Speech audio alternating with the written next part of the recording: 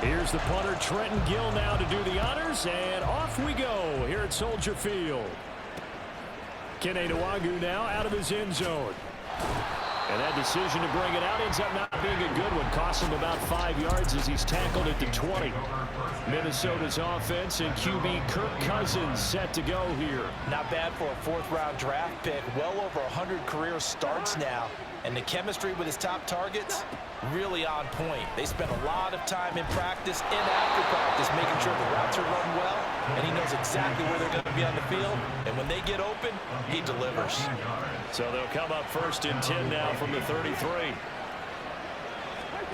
Throwing, Cousins. And he'll go down. The Bears get there for the sack. That was a corner blitz, and it was Kyler Gordon getting in there for the sack. Oh, my goodness. Was that a defensive back that got to him with the pressure? Oh, look at the former defensive back. You're all smiles up here. Oh, dude, I can hear my smile on that play. They'll wind up losing 3, and now it's 3rd down.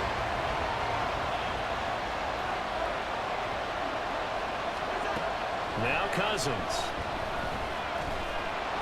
Hit from behind, and he's going to be driven down.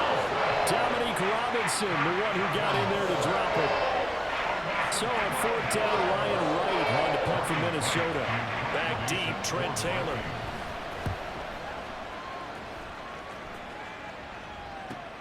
It's fielded at the 45. So a good punt there, but a nice return of 11 yards. And it'll be a short field for the Bears as they take over 1st and 10. So now you've got their offense coming out for the first time with great initial field position. They'll be led out by a man who nearly broke the single-season rushing record for quarterbacks last season. A true dual threat out of Ohio State, Justin Fields. And not only does he have all the skills that you're looking for as a quarterback, he's incredibly tough and plays the game fearlessly as both a runner and a passer. And this intercepted on the first play of the game. Picked off by Byron Murphy. And the Vikings are going to get the football here at their own 40-yard line. Here are the Vikings now to start their next drive. Following the interception, Cousins finds his man. There's Jordan Addison. And they'll get to him after a gain of 7 to the 47. 2nd down and 3.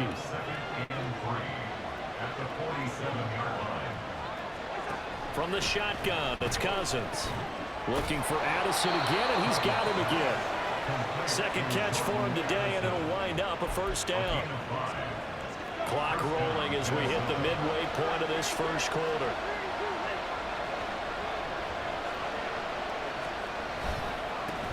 First carry now for Alexander Madison. And he goes down, but not before getting this inside the 25. 25 yards to pick up there, and also a 1st down. It's a gain of 25 yards. And the Vikings first down. Here's Cousins. And that one incomplete, but now a penalty flag coming in late. That might be PI. Defense. So the pass incomplete in the end zone, but the flag comes out for interference. And now you're set up right on the doorstep of the goal line. 1 yard away. It's caught in the end zone. Touchdown, Minnesota. KJ Osborne from a yard out. And the Vikings take the early turnover and convert it into an opening touchdown. Joseph connects on the extra point, and it's now a 7-0 game. Just a 4-play drive that time, and it's polished off by a Viking score. And that one will bounce out of the back of the end zone, so we will start here at the 25. Chicago works their way back onto the field here for their 2nd drive of the game. They threw an interception the first time they had the football, wound up leading to a touchdown the other way. How do you approach drive number 2? Going back to your game plan coming in, everyone has matchups that they like better than others, where they think they have an advantage. Dial up some of those plays. Try and go to those spots and get your offense moving. They'll come up now 2nd and 4 from the 31. Well, now they'll try the end around. Room here to run. And he's going to get this all the way down to the Vikings' 35-yard line. It's a gain of 35. This is one of those plays that could go either way, but we've seen the influence of the college game now in the NFL, where we're seeing more and more of these plays run, and that one went for a big gain.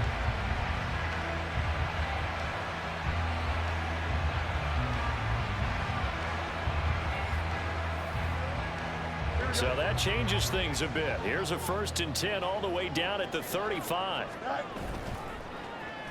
Oh, design run for their wideout. And he takes this one in for a Bears touchdown. Darnell Mooney, 35 yards.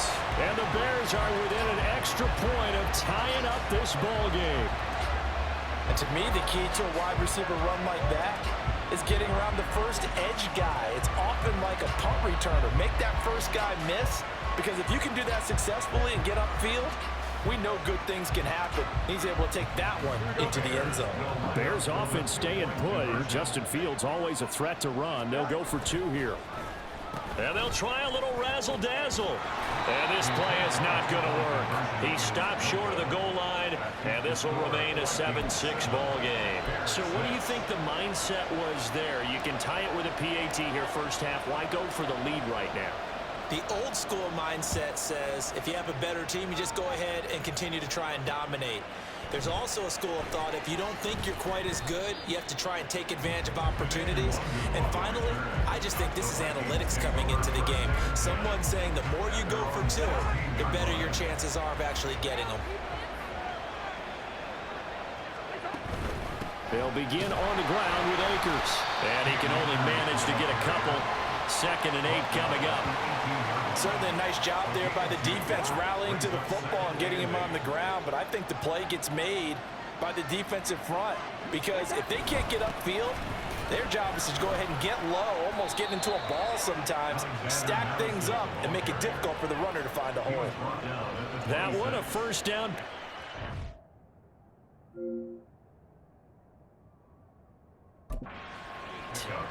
That's a good, nice, crisp run for a 1st down. I wonder if the defense might have been loosened up a little bit, maybe anticipating a pass instead of the run that they got. Back to the ground on 1st down. Here's Madison. Runs through the contact. Still fighting. And he goes out of bounds just shy of the 45. Give them 18 there and give the Vikings a 1st down. Well, they're making a real first-quarter statement with a run game, no doubt. For those who remember old-school football, running it, establishing things. After one, a 1-point game, 7-6.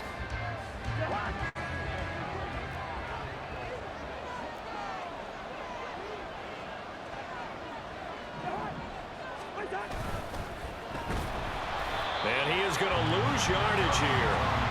And there's Jaquan Brisker getting to him behind the line. Great play by the safety. So a step in the wrong direction. Now they'll look to make amends on 2nd and 14. They'll try to throw now. Cousins. He's going to leave this for his running back. It's complete. And he'll lose yardage on the play back at the 37-yard line. Really in a hole here, 3rd and 17 following the 2 negative plays. Cousins. He throws it on the move, but can't connect as that falls incomplete. I feel like my man, momentum might be changing jerseys right now. How about what they just got done? They scored a touchdown their last drive. Now here's a 3 and out. Maybe momentum's getting ready to creep to the other sideline. To return is Taylor. And just a net of 31 here. 40-yard punt, 9 on the return. And the Bears take over. Another drive coming up for this Chicago offense. This drive here beginning probably with a pair of motivated groups. Remember, the offense scored a touchdown on their last time out. Looking to repeat that in Charles's defense. They were very frustrated after giving up 6 the last time on the field. And frankly, it's just a battle of wills in a lot of ways, because you know they're both motivated. They both game plan for this drive, and they both have specific outcomes in mind. To me, it just comes down to who can execute better and which side can step up and assert its will over the other. The 20. And he's going to be out of bounds here all the way down inside the 10. A huge play there for Chicago. 30 yards on the ground. How about that there? No frills, no additives, right? Nothing crazy. Just find a way to pick up the first down. A nice run right there. Oh, how about this on 1st and goal? And that one covered beautifully. Their defenders stayed home, and they'll stop him behind the line. Moved back to the 10. They'll try on 2nd and goal here. Brings up 2nd and goal at the 10-yard line. They'll try a little trickery here on the end around. And he is in. Touchdown, Chicago. Equanimous St. Brown. A 10-yard touchdown run. And the Bears have taken the lead. This feels like something we'd see more commonly, CD, in a college game. They give it to the receiver down here in the red zone, but it winds up successful. Yeah, partner, I think you think it's less likely to find running space to the edge down here close to the end zone when things are so condensed. But a lot of times you end up focusing on the running backs, and they're able to slip it to the receiver, and it resulted in a touchdown. And he will find the end zone here, and the lead moves up to 7. And I guess that makes up for the earlier missed two-point try here to get him to 14. Yeah, that aggressiveness reminds me a lot of when basketball first adopted the three-point shot. People are starting to realize that 3 for 2 was really starting to work for them. In this case now, maybe the 2 for 1 is coming into play in the NFL.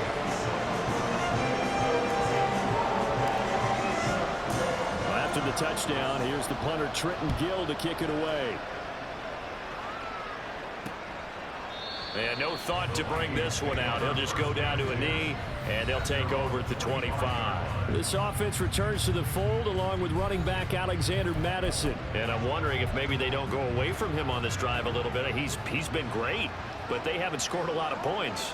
I think they still have to show him as a threat. Make sure he touches it a few times, but as you pointed out, use him as a decoy a little bit and get the ball in the hands of some other people in order to put more points on the board. But he's done a really nice job of establishing them with his running. Yeah, he's established himself well. Now can they put more points up? Cousins. Middle of the field to Jefferson. And able to break one tackle, but then quickly brought down. But a nice little gain. They'll come to the line, needing only 2 yards to gain the first here. They'll try to get it on the ground with Madison. And he will have a Vikings first down by about a yard as they're able to convert on 3rd and 2. I think I saw a lot of shoulders just drop there. And what I mean by that is they finally were able to relax a little bit because that was an important play call. They needed to pick up that first down at this stage of the game. Yeah, couldn't afford another quick drive and out. First down, here's Cousins. Pressure, and he's taken down. A Bear sack. Loss of 10 as multiple defenders get to it. Sacks a growing theme in this first half. This is 2nd and long. Cousins to throw it. He's going to loft it deep right sideline. And that's going to be incomplete. Good effort there trying to take a shot, but it's 3rd down.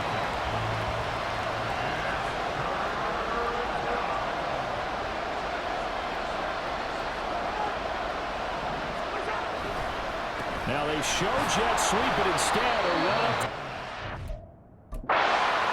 Now the Bears going to call the first of their timeouts as they'll head to the sideline and talk over what to do next. So on 4th down, on is the punter Ryan Wright.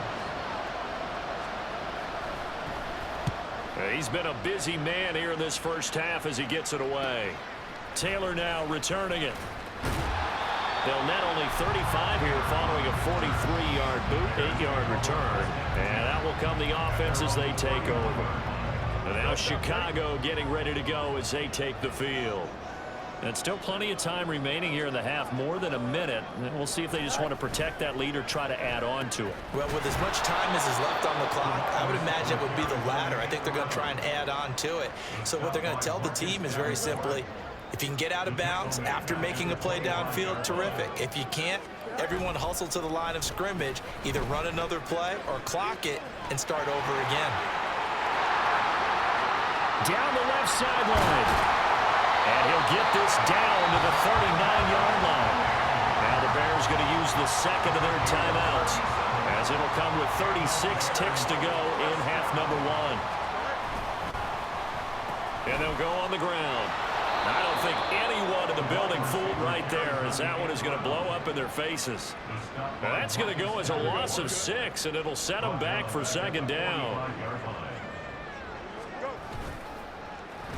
And they'll run it here.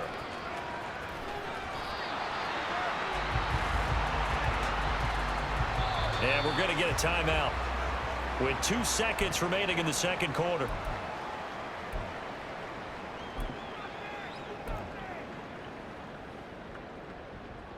So with 2 ticks left here in the half, on is the field goal unit.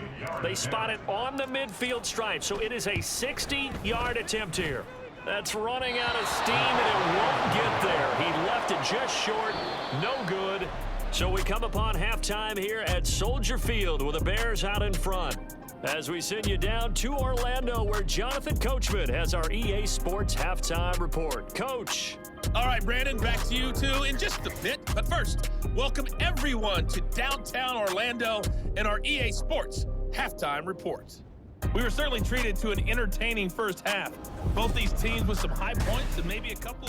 These two teams currently going over their final halftime adjustments. We are just about set to get back to it in the second half. And for the call, let's go back to Soldier Field and Brandon Gott.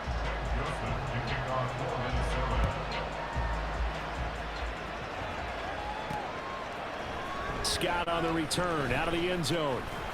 And he had no room to run as he's tackled down inside the 20. So here's the Bears offense now as they get set to start this third quarter. But Charles, for them, pretty good first half on the ground. They had some success running the ball in quarters 1 and 2, and they've got the lead now, a chance to expand upon that lead here with their first drive in the third quarter. Yeah, believe it or not, you and I have noticed that this great game of football has shifted towards pass first, run second. So for me, it's really nice to see some of these teams keeping the ground game as a big component of their offense, and it's working pretty well for them now. And let's face it, they can continue to do damage with it. And in addition, it sets up the pass game really well for them, too. It's a pickup of 4, and it'll bring up second down. Well, you certainly have to give a little credit here because they are playing this game now at their pace. This is ball control football, sustained runs, taking their time, and making it work. And they went the wrong way there, losing yardage back at the 43-yard line.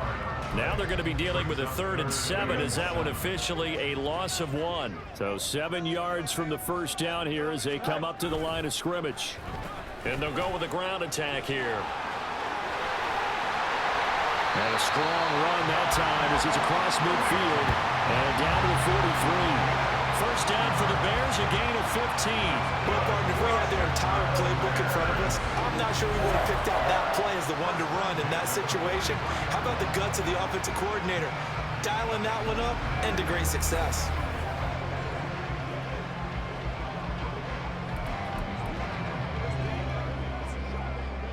Man, I just love being in this stadium. So much history, tradition, so many great teams and games, and we're seeing a pretty good one right now, hotly contested in the third quarter. Meanwhile, Fields' throw complete there to St. Brown.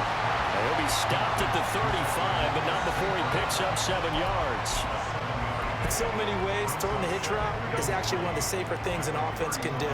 Get the ball out to the receiver as fast as possible, hope he's got man-to-man coverage, and hope that his athleticism wins on the perimeter.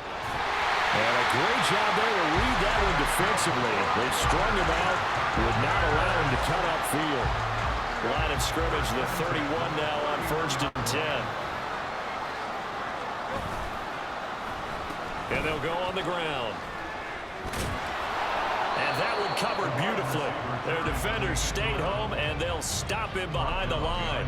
They'll lose a yard there, and it's 2nd and 11. I like the idea to mix it up from time to time because, let's face it, you can't be predictable. But the execution was a little lacking on this one, right? They might want to go back to the drawing board with that call.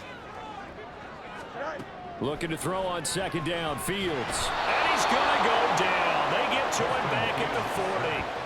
And Daniil Hunter, he's the one who gets in there and brings him down to the ground. And the passing game's been struggling a bit today, and that was the latest example. Haven't been getting much yardage out of it, and now on his back after the last play, he faces 3rd and long. And he is out of bounds, but not before he's inside the 30. It'll be a gain of 12, but it will also lead to 4th down. The Fields is off, and on comes Cairo Santos for the Chicago field goal.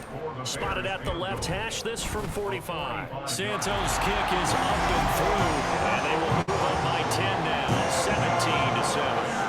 Well, they picked up right where they left off in the first half. First drive after the break, they come away with 3 and increase that lead.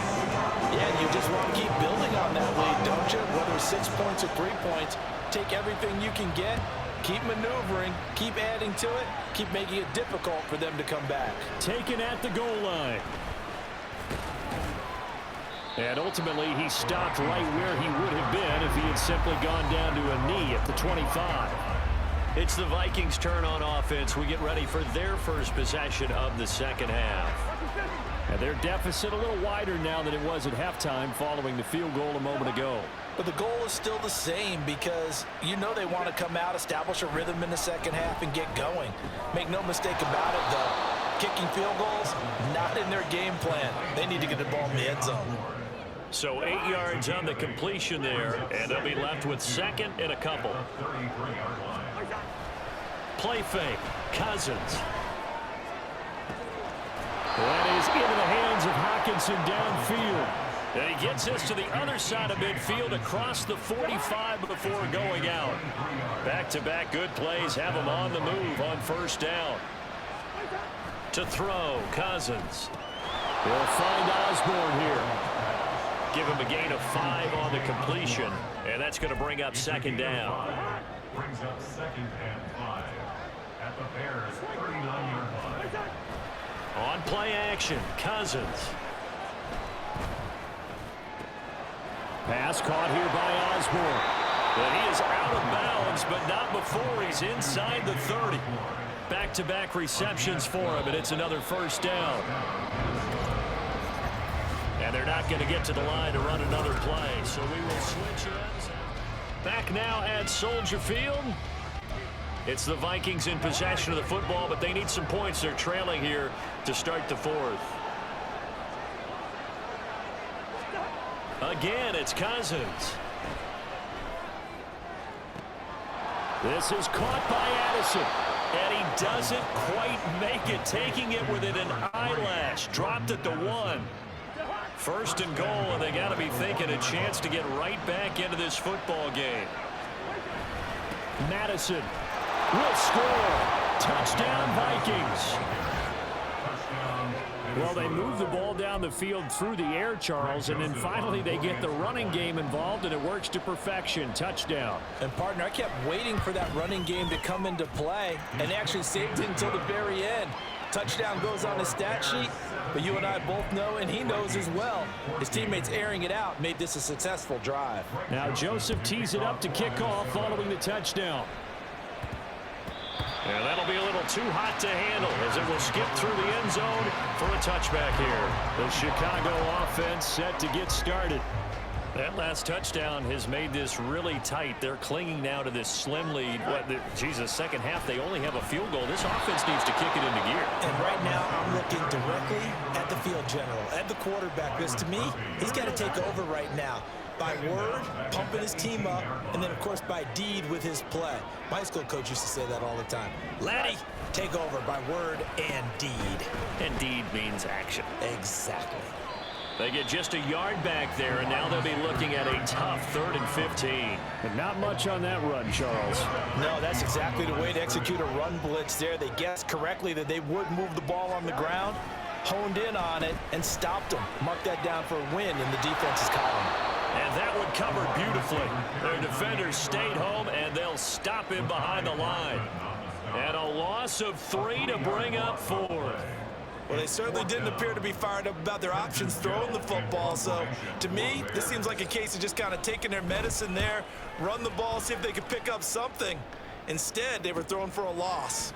Fights him off. It's a 45-yard punt, 6 yards on the return. And the Vikings will take over here, 1st and 10. At their own 42-yard line.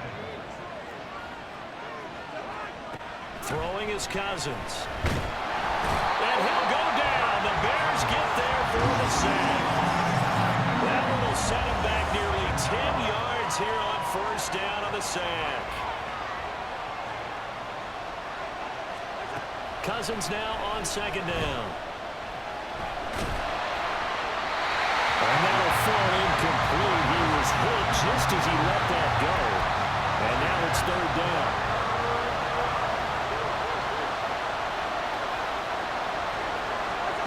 Cousins now. He'll check this down to Akers out of the backfield. A gain of 9, not enough, and it's 4th down. We can make this one pretty simple. Run the ball as progressions downfield, forced to get it to his running back. But how about the way they ran to the football and knocked him down to force a 4th down? And here's Taylor on the return. We'll call that a punt of 38 yards officially. And it will be 1st and 10 as they take over. And now Chicago getting ready to go as they take the field. A little less than 4 minutes remaining, and the margin for error is small with this slim lead. Operate within your 4-minute offense here, Charles? Definitely. Remember, the 4-minute offense doesn't always correspond to what's up on the clock. What they need to do is play a little bit of keep away right now. Run the clock down. Make sure their opponent doesn't get the ball back. Their dream scenario, get enough 1st downs and make them eat up their timeouts so the game ends when you're kneeling down with the football.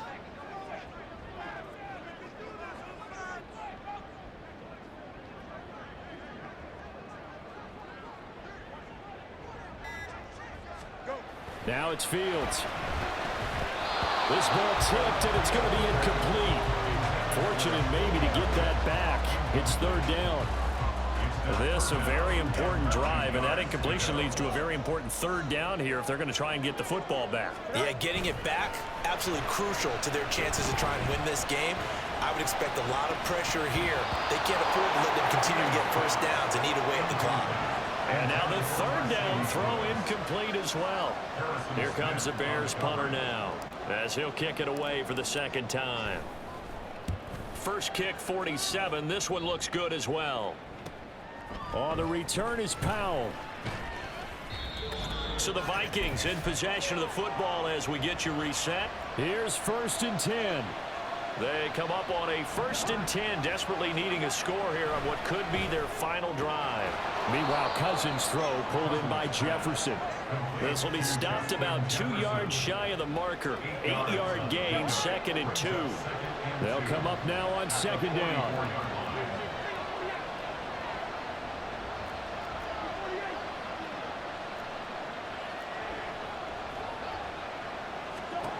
Now Cousins. Oh, and that's going to sabotage their comeback plans. It is intercepted. Picked up by Jalen Johnson. And they will score. Pick 6 for a Bears touchdown. And so much for the game-winning 2-minute drive. I think that interception return there pretty much seals the deal. And one thing to keep in mind, in this situation with the score that close, defense isn't backing off and just giving you easy throws. They're playing aggressively as well and end up picking that one off and sealing the deal for themselves. Here we go now as we get set for a big 2-point conversion.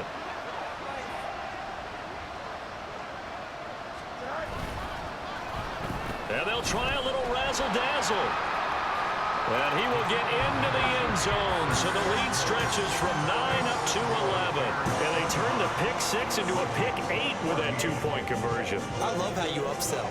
That is outstanding right there. What a big-time play. Big switch in how this game was going, and then they capitalized a little bit on top.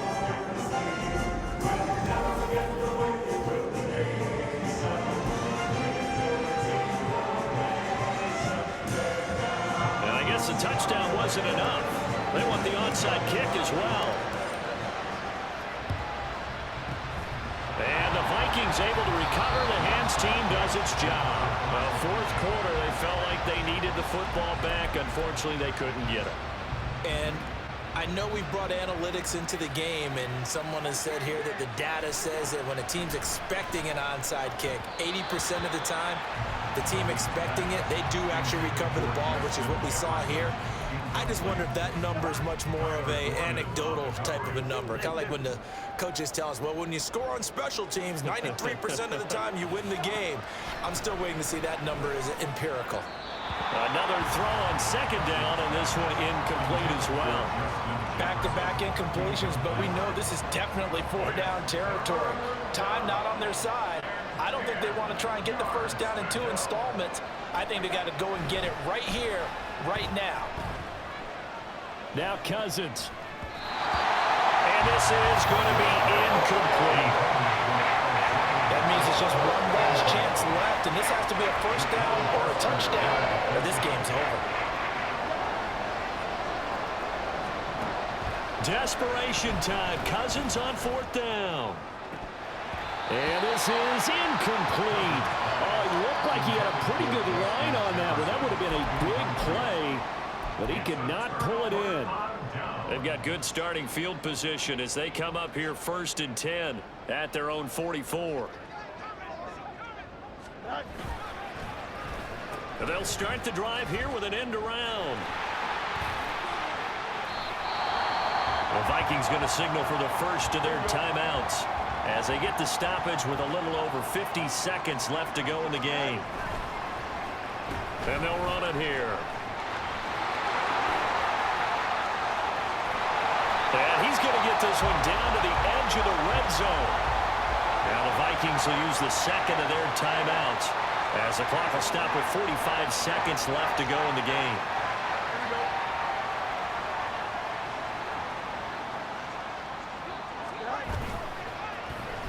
And they'll go with the ground attack here. And a great job there to read that one defensively. They strung him out, would not allow him to cut upfield. And they'll go on the ground. And he is going to have the Bears first. And that should be the capper.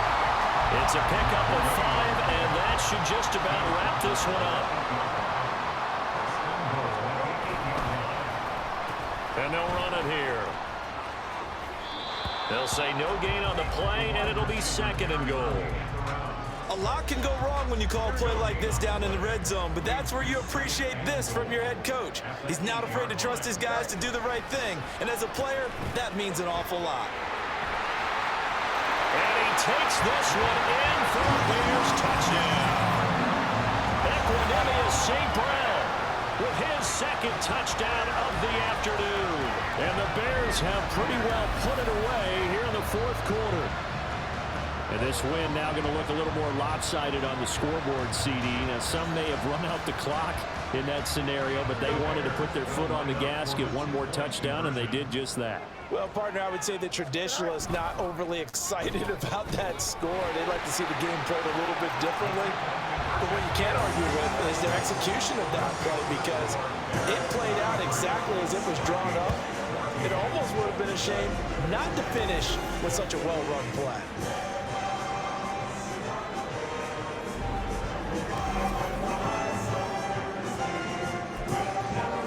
And the touchdown apparently wasn't enough. They're going to go for the onside kick here.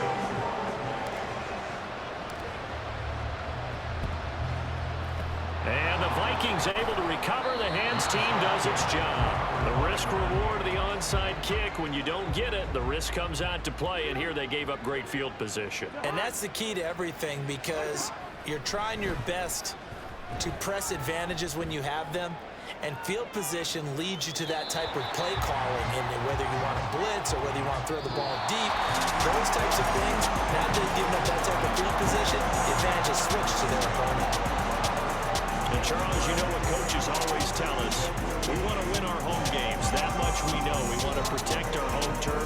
They got that done in this one. Exactly right. When you start a season, everyone's goal, win all of your home games, split your road games, and you're likely going to be in the playoffs. But when you win at home, boy, what a great feeling that is.